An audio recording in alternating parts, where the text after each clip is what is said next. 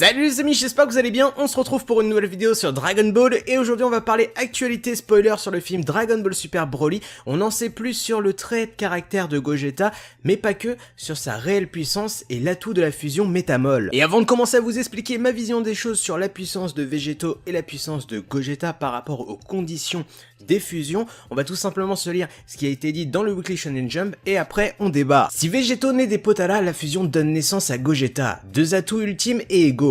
De plus, dans ce film, Gogeta se transforme en Super Saiyan et même en Super Saiyan Blue. Allez au cinéma pour faire l'expérience de ce pouvoir prodigieux. À propos, Gogeta n'apparaît pas dans le manga original de Dragon Ball, comme Broly. Il est un personnage de film uniquement. En d'autres termes, avec la réécriture de Toriyama Sensei, c'est une tentative pour ajouter Broly et Gogeta au canon de Dragon Ball. Vous l'avez compris avec le Weekly Shonen Jump de ce mois-ci, eh bien on apprend que Gogeta et Végéto sont deux atouts ultimes et qui sont égaux. Alors égaux pour moi ça veut tout dire, hein. Franchement, deux hommes égaux, t'as beau être égaux, des fois bah tu meurs d'une maladie et pourtant on dit qu'on est tous égaux, tu vois ce que je veux dire? Donc certes on peut partir sur un pied d'égalité, mais être plus fort de base aussi, donc pour moi ça veut vraiment tout dire et je pense réellement qu'avec ce Weekly Shonen Jump, ils veulent pas trop se mouiller sur la différence de puissance entre Gogeta et Végéto pour pas froisser bien la fanbase de Végéto ou celle de Gogeta. En fait pour moi, c'est bien d'un côté qu'ils veulent pas se froisser au niveau puissance parce qu'on est parti tellement en sucette dans Dragon Ball Super au niveau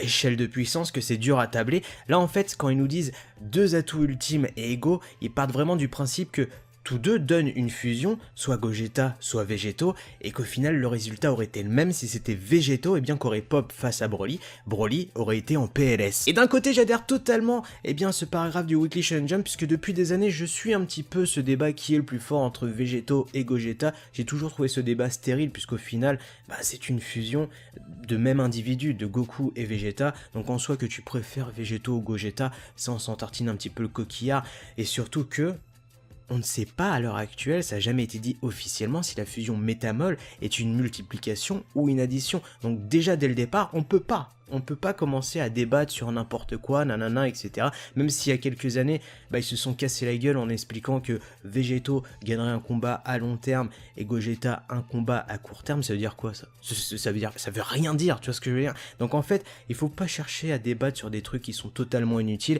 et laisser totalement nos émotions vivre sur le moment. Ce Gogeta quand il popera face à Broly, on sera hypé tout autant qu'on a été hypé avec ce Végéto face à Zamasu. Enfin voilà tout ce que je peux dire sur le cas Gogeta et cette double page qui lui est consacrée dans le Weekly Shonen Jump. Vous l'avez compris, pour l'instant on peut pas tabler la puissance de Gogeta, et tant mieux puisque ça laisse travailler notre imagination pour la suite. Et je terminerai par un petit truc, vous faites partie de la team Végéto ou Gogeta, ne faites pas la guéguerre, faites-vous des câlins, vous faites partie de la même team, Goku et Vegeta.